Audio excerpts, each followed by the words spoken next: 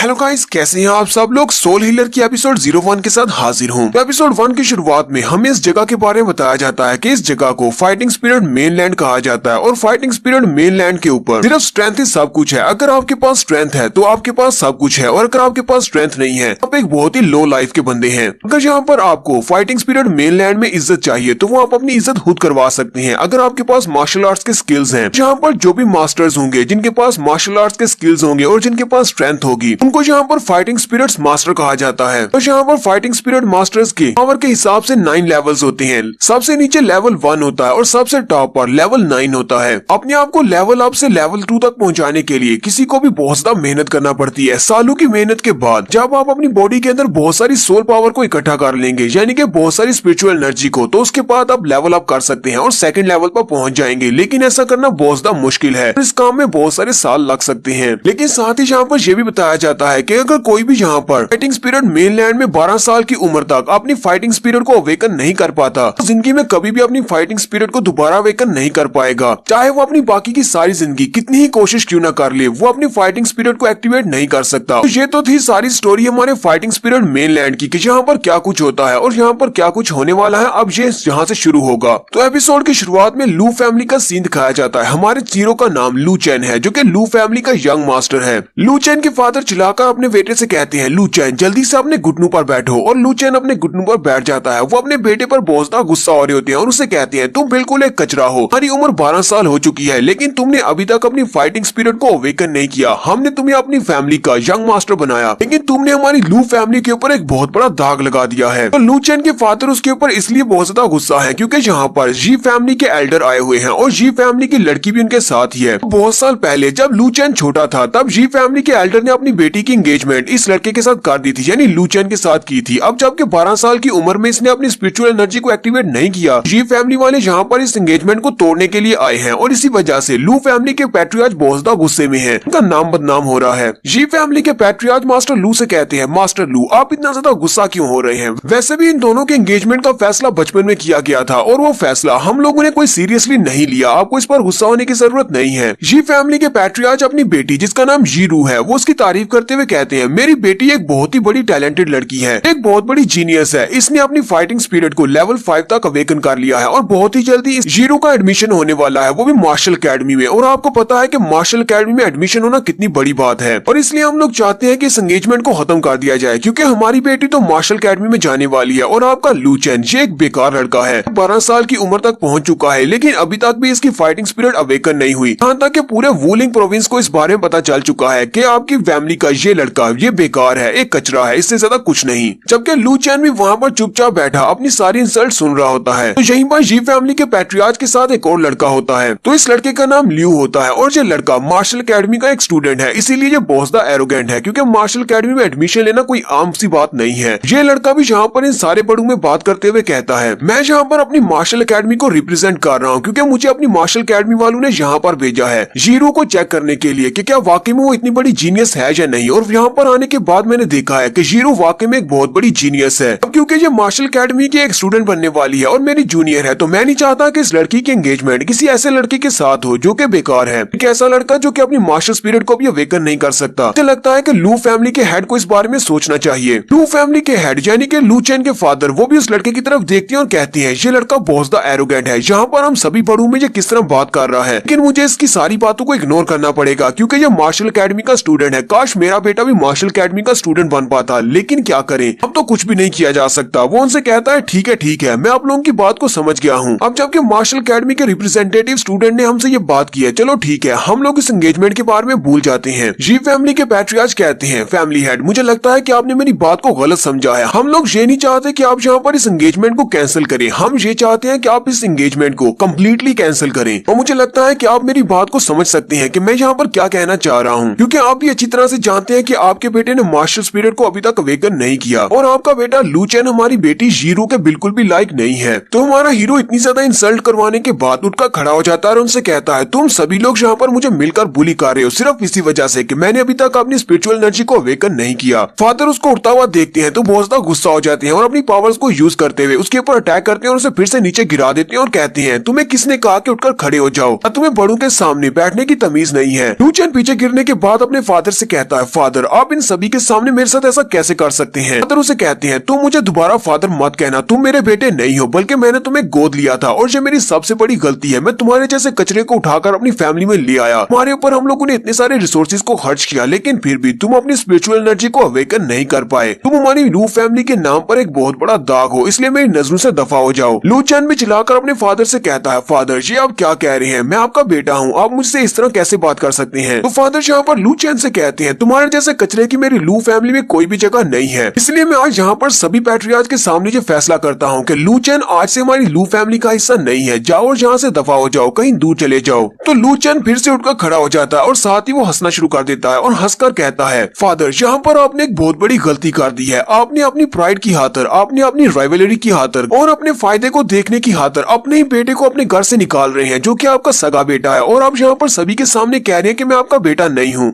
Father उसे कहते हैं ये बात तुम अच्छी तरह से जानती हो कि फाइटिंग स्पिरिट मेनलैंड के ऊपर सिर्फ स्ट्रेंथ ही सब कुछ है। अगर तुम्हारे पास स्पिरिचुअल एनर्जी नहीं है तो तुम किसी भी काम के नहीं हो। यहाँ पर हमेशा ही स्ट्रॉन्ग कमजोर का शिकार करते हैं, इसलिए तुम्हें यहाँ पर किसी को भी ब्लेम देने की जरूरत नहीं है। अगर तुम्हें किसी को ब्लेम देना है तो अपने आप को देना चाहिए कि तुम अभी तक कल्टीवेशन को क्यों नहीं एक्टिवेट कर पाए। जी फैमिली के लोग भी इसी तरफ ही देख रहे होते हैं कि ये दोनों बाप बेटा अब कौन सा डिसीजन लेने वाले हैं। जबकि लू फैमिली के कुछ नौकर वहाँ पर खड़े आपस में बातें कर रहे होते हैं। एक नौकर दूसरे से कहता है मुझे तो इस बारे में पता ही नहीं था कि मास्टर लू ने मास्टर लू चैन को यहाँ पर गोद लिया हुआ है, तो लगा था कि ये इनका अपना बेटा है। दूसरा उसे कहता है हाँ इसी वजह से हमारे पैट्रियार्च इतने ज्यादा गुस्से में है, क्योंकि उन्होंने लू चैन के ऊपर अपने बहुत सारे रिसोर्सेज को खर्च किया है और अपने बेटे को यंग मास्टर का ओहदा भी दिया था, लेकिन ये तो बिल्कुल कचरा निकला। पिछले 12 सालों से लू फैमिली के हेड इस लड़के को पाल पोस कर बड़ा कर रहे हैं, लेकिन ये लड़का उनके लिए कुछ भी नहीं कर सका। लू चैन के फादर जी फैमिली के पैट्रियार्च से कहते हैं तो अब क्या तुम खुश हो? मुझे लगता है कि तुम भी ऐसे ही चाहते थे। अब जबकि हमारी लू फैमिली में कोई भी यंग मास्टर नहीं रहा जिसका नाम लू चैन हो, तो फिर यहाँ पर मैरिज का तो सवाल ही नहीं उठता। हमारी बेटी की और इस लू चैन की एंगेजमेंट कैंसिल हो गई है। और साथ ही लू चैन के फादर दूसरी तरफ घूम जाते हैं। उसी वक्त जीरो आगे बढ़ती है। जीरो अपने हाथ में छोटा सा बॉक्स लेकर जाती है जिसके अंदर एक हीलिंग पिल रखी होती है। उस हीलिंग पिल को लू चैन के सामने करते हुए कहती है इसके अंदर एक हीलिंग पिल रखी हुई है, इसको खा लो, तुम्हारे वुंड्स हील हो जाएंगे। लेकिन लू चैन उसके हाथ से उस हीलिंग पिल वाले बॉक्स को नीचे गिरा देता और कहता है मुझे तुम्हारी सिंपैथी की जरूरत नहीं है। जीरो भी देखकर काफी ज्यादा हैरान हो जाती है।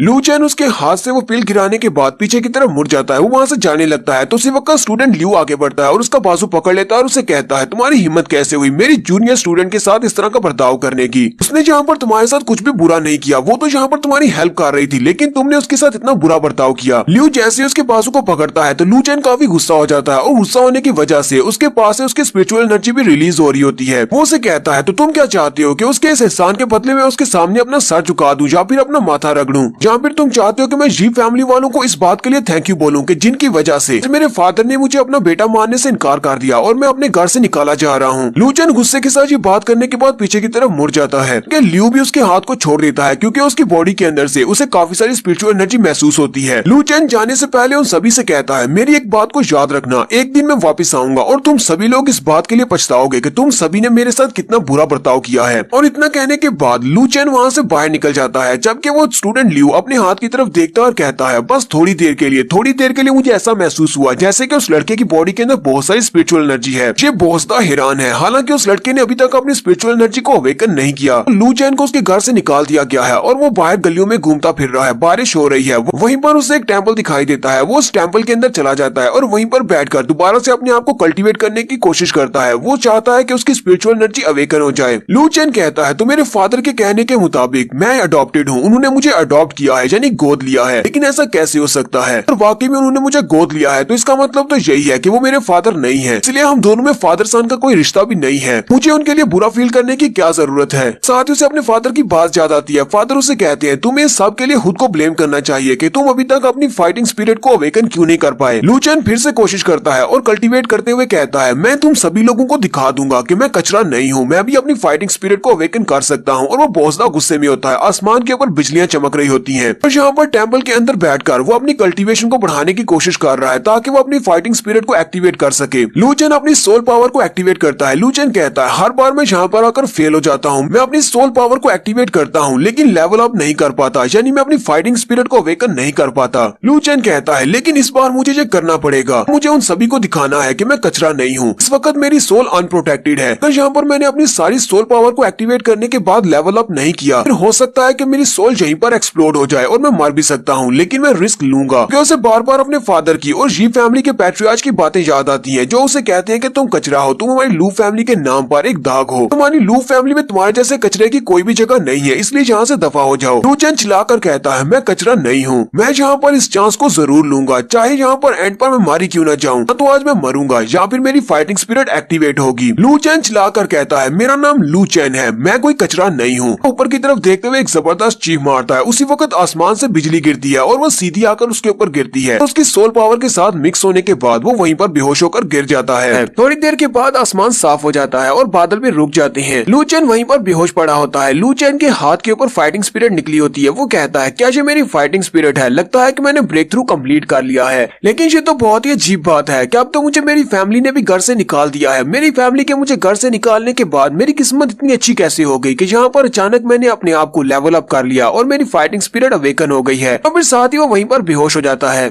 तो लू चैन के बेहोश होने के बाद वहीं पर उसे सुबह हो जाती है। सुबह के वक्त उसी टेम्पल के बाहर दो छोटे लड़के आते हैं और वो दोनों ही भिखारी होते हैं। वो उस टेम्पल का दरवाजा खोलकर जैसे अंदर आती हैं तो छोटे वाला अंदर आती कहता है, ब्रदर यहाँ पर तो कोई पहले से घुसा हुआ है। तो इन दोनों भिखारी बच्चों ने इस ओल्ड टेम्पल को अपना बेस बनाया हुआ है। बड़े भाई का नाम जाओ सैन होता है। जाओ सैन कहता है, इस बंदे की हिम्मत कैसे हुई यहाँ पर हमारे बेस पर आकर चीजें चोरी करने की। और वो जल्दी से बड़े गुस्से के साथ आगे बढ़ता है उसे देखने के लिए कि आखिर ये बंदा है कौन और यहाँ पर क्या कर रहा है। लेकिन लू चैन तो वहाँ पर बेहोश पड़ा होता है। छोटा भाई उसके इशारा करते हुए कहता है, जाओ सैन क्या ये मर गया? जाओ सैन उसके सर में थप्पड़ मारता है और उसे कहता है, बेवकूफ कहीं के, मैंने कौन सा उसे चेक किया है, मुझे कैसे पता होगा कि वो जिंदा है या मरा हुआ है। फिर जाओ सैन आगे बढ़ता है और उसकी सांस को चेक करते हुए कहता है, मुझे लगता है कि ये लड़का एक बहुत ही सीवियर ट्रॉमा में है क्योंकि इसकी सांस चल रही है लेकिन ये बेहोश है। ऊपर से इसकी हालत बहुत ज्यादा खराब लग रही है। अगर कोई नॉर्मल इंसान होता तो वो तो अब तक मर चुका होता। छोटा भाई जाओ सैन से कहता है, जाओ सैन मुझे लगता है कि ये एक फाइटिंग स्पिरिट मास्टर है। उसका भाई उसे कहता है, नहीं ये एक फाइटिंग स्पिरिट मास्टर कैसे हो सकता है, जरा इसकी एज तो देखो, इसकी एज हमारे जितनी है, इतनी सी एज में एक फाइटिंग स्पिरिट मास्टर कैसे बन सकता है? अगर वाकई में ये एक फाइटिंग स्पिरिट मास्टर होता तो ये यहाँ पर इस टेम्पल में क्या कर रहा होता, हम भिखारियों के टेम्पल में? इसके पीछे तो कोई बहुत बड़ी फैमिली होनी चाहिए थी जो इसको सपोर्ट करती और ये किसी फैमिली का यंग मास्टर होता। तो छोटे भाई का नाम जाओ वू है। जाओ सैन जाओ वू से कहता है, जाओ वू मैं अपोथेकेरी में जा रहा हूँ, मुझे लगता है कि वहाँ पर जाने से मुझे कुछ हीलिंग मेडिसिन मिल सकती है जिससे हम लोग इसका इलाज कर सकते हैं। जाओ वू से कहता है, लेकिन ब्रदर आज हम लोगों ने बैगिंग करके ज्यादा पैसे नहीं कमाए, हमारे पास तो बस थोड़े से कॉइन्स हैं और इतने कॉइन्स के साथ हम लोग मुश्किल से खाना खरीद पाएंगे। क्या तुम्हें लगता है कितने कॉइन्स से हम इसके लिए मेडिसिन ला सकते हैं? जाओ सैन उसे कहता है, छोटे मेरी एक बात हमेशा याद रखना, हमेशा उसी की मदद करनी चाहिए जिसे मदद की जरूरत हो और इसकी जान बचाना बहुत ज्यादा जरूरी है। पहले इसकी जान बचाते हैं, खाना बाद में देख लेंगे। और साथ ही वो बाहर निकल जाता है। जाओ भी उसके पीछे भागता और कहता है, मुझे भी तुम्हारे साथ आने दो, मैं भी तुम्हारे साथ चलता हूँ। लू चैन भी अपनी हल्की सी आंखें खोलकर उनको देख रहा होता है कि वो दोनों उसके लिए मेडिसिन लेने के लिए जा रहे हैं। तो नेक्स्ट सीन हमारा रात के वक्त का होता है। वो दोनों भाई वहीं पर आकर बैठ जाते हैं और उसके लिए मेडिसिन लेकर आए होते हैं और उन दोनों की हालत काफी ज्यादा खराब होती है क्योंकि उन दोनों ने किसी से बहुत ज्यादा मार खाई है। जाओ वो अपने बड़े भाई से कहता है, ब्रदर हमने मेडिसिन तो इसको खिला दी है लेकिन ये ठीक क्यों नहीं हो रहा, आयुष अभी तक उठा क्यों नहीं? जाओ सैन उसे कहता है, मुझे लगता है कि ये बहुत ही बुरी तरह से इंजर्ड है, इसी वजह से मुझे लगता है कि इसकी रिकवरी बहुत ही आहिस्ता से होगी, इसको किस्मत पर छोड़ देते हैं। इसी वक्त उस टेम्पल के बाहर का सीन भी दिखाते हैं जहाँ से बिजली गिरी थी। वहाँ पर सुराख होता है और उस सुराख के अंदर से बहुत सारी फाइटिंग स्पिरिट बाहर निकल रही होती है और यही ग्रीन कलर की फाइटिंग स्पिरिट ये हमारे हीरो की फाइटिंग स्पिरिट है। चैन जो कि वहाँ पर बेहोश पड़ा होता है, वहीं पर बेहोश पड़े पड़े उसकी बॉडी ग्रीन कलर की फाइटिंग स्पिरिट से कवर हो जाती है। तो दोनों भिखारी बच्चे भी ये देखकर बहुत सा हैरान हो जाती हैं और कहते हैं, अब यहाँ पर क्या हो रहा है? लू चैन की बॉडी जैसी उस फाइटिंग स्पिरिट के साथ कवर होती है। लू चैन अपने स्पिरिचुअल सी के अंदर चला जाता है। अपने स्पिरिचुअल सी के अंदर जाने के बाद उसके पास उसकी एनर्जी आती है जो उसकी अपनी स्पिरिचुअल एनर्जी है और उसका कलर ग्रीन होता है। लू चैन अपने हाथ को आगे बढ़ाता है और अपनी एनर्जी को पकड़ने की कोशिश करता है और कहता है, क्या ये है क्या ये स्पिरिचुअल एनर्जी है? क्या ये मेरी स्पिरिचुअल एनर्जी है? लगता है कि मैंने अपनी फाइटिंग स्पिरिट को अवेकन कर लिया है। तो यहाँ पर हमारा कहानी सुनाने वाला आ जाता है और उन फाइटिंग स्पिरिट्स के कलर्स के बारे में बताता है या फिर ऐसा कह लें कि फाइटिंग स्पिरिट्स की टाइप्स के बारे में बताता है। कहानी सुनाने वाला कहता है, फाइटिंग स्पिरिट मेनलैंड के ऊपर 4 तरह की फाइटिंग स्पिरिट्स एनर्जीज होती हैं और वो चारों beast type, weapon type, plant type और उनमें से चौथी मिस्टिकल एलिमेंटल टाइप होती है। तो जो बीस्ट टाइप की एनर्जी होती है उसमें मेनली इंसान को बहुत ज्यादा स्ट्रेंथ मिलती है और जो वेपन टाइप की होती है उससे कोई भी अपने वेपन के ऊपर अपनी स्पिरिचुअल एनर्जी को यूज करके स्पिरिचुअल वेपन्स बना सकता है। और प्लांट टाइप की एनर्जी को हीलिंग के लिए यूज किया जाता है और वो ग्रीन कलर की होती है। जबकि चौथी टाइप की जो एनर्जी होती है वो एलिमेंटल होती है, यानी कि उसमें आप लोग फायर वाटर को यूज कर सकते हैं किसी भी एलिमेंट को, जो बहुत ज्यादा रेयर होती है। कहानी सुनाने वाला कहता है पहली तीनों एनर्जीज तो बहुत ज्यादा कॉमन है। यहाँ पर फाइटिंग स्पिरिट मेनलैंड में बहुत सारे ऐसे मास्टर्स हैं जिनके पास ये तीनों फाइटिंग स्पिरिट्स हैं, लेकिन चौथी टाइप की फाइटिंग स्पिरिट को ढूंढना तो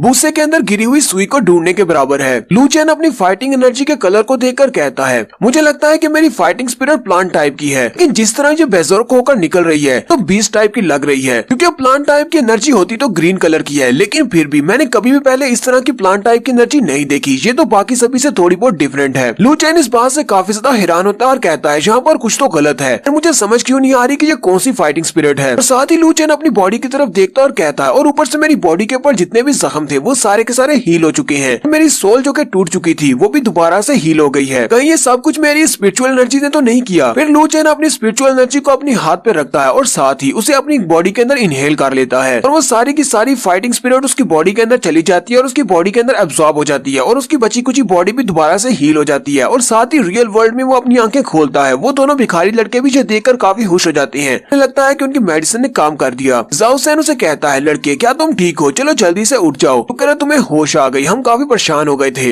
लू चेन उन दोनों भाइयों से कहता है क्या तुम दोनों ने मेरी जान बचाई है। छोटा भाई उसे कहता हाँ तो और तुम्हारी जान कौन बचाएगा, क्या हम दोनों के अलावा तुम्हें यहाँ पर कोई और दिखाई दे रहा है। मेरे बड़े भाई ने जाकर तुम्हारे लिए मेडिसिन लाई है, हम तुम्हें मेडिसिन नहीं देते तो अब तक तो तुम मर चुके होते। जाओ सैन के हाथ में एक राइस बॉल होता है, वो राइस बॉल को उसके सामने करते हुए कहता है तुम्हें भूख लगी होगी, चलो जल्दी से इसको खा लो। ये बात इंपॉर्टेंट नहीं है कि यहाँ पर तुम्हारी जान किसने बचाई है, हम तो इसी बात से काफी खुश हैं कि तुम ठीक हो। लू चेन उनकी तरफ देखकर सोच रहा होता है मुझे तो लगा था कि ये कोई असैसिन्स हैं जिन्हें मेरी लू फैमिली ने भेजा होगा मुझे मारने के लिए, ताकि उनकी फैमिली के ऊपर जो दाग लगा है वो कम्प्लीटली मिट सके। कि ये दोनों तो यहाँ पर लगता है गली में मांगने वाले हैं, ये दोनों तो भिखारी लगते हैं। ये भिखारी तो बहुत ज्यादा अच्छी है, ये तो अपनी जान को भी दांव पर लगाकर मुझे बचाना चाहते हैं और लगता है कि इन दोनों ने मार भी मेरी वजह से खाई है। लू चेन उसके हाथ से राइस बॉल ले लेता है और उसे कहता है तुम्हारा बहुत बहुत शुक्रिया। जाओ सैन हंसते हुए उससे कहता है तुम्हें शुक्रिया कहने की जरूरत नहीं है, आज के बाद तुम मेरी प्रोटेक्शन में हो, आज इसको खा लो और उसके बाद आराम से सो जाओ, कल सुबह मैं तुम्हारे लिए और भी अच्छा खाना लेकर आऊंगा। छोटा भाई अपने बड़े भाई से कहता है जाओ सैन ये तुम क्या कह रहे हो, तुम वाकई में दोबारा उसी गली में जाने वाले हो, क्या तुम्हें पता नहीं है कि आज हमें वहाँ पर कितनी मार पड़ी है। तुम्हें पता है ना कि वो गली सिस्टर हांग के टेरिटरी है और हम लोग वहाँ पर जाकर भीख नहीं मांग सकते। आज उन्होंने हमें इतना ज्यादा पीटने के बाद ये सिर्फ एक वार्निंग दी है, अगली बार हम लोग उनके इलाके में गए तो वो लोग हमें मार मार कर मार ही डालेंगे। जाओ सैन खांसते हुए उसे चुप कराने की कोशिश करता है और कहता है इस बात से क्या फर्क पड़ता है कि उन्होंने हमें मारा है, आज तुम्हें किस बात का डर है। तुम्हें पता है ना कि सिस्टर हांग के टेरिटरी में उस गली में जाकर हमें ज्यादा भीख मिलती है, यहाँ पर तो इतने लोग भी नहीं है, जबकि हमारे पास एक तीसरा बंदा भी है। अब हमारी फैमिली में एक और मेंबर आ गया है तो हमें इससे भी खाना खिलाना होगा, इसके लिए भी तो मांगना पड़ेगा, तो हमें सिस्टर हांग की गली में जाना ही पड़ेगा भीख मांगने के लिए।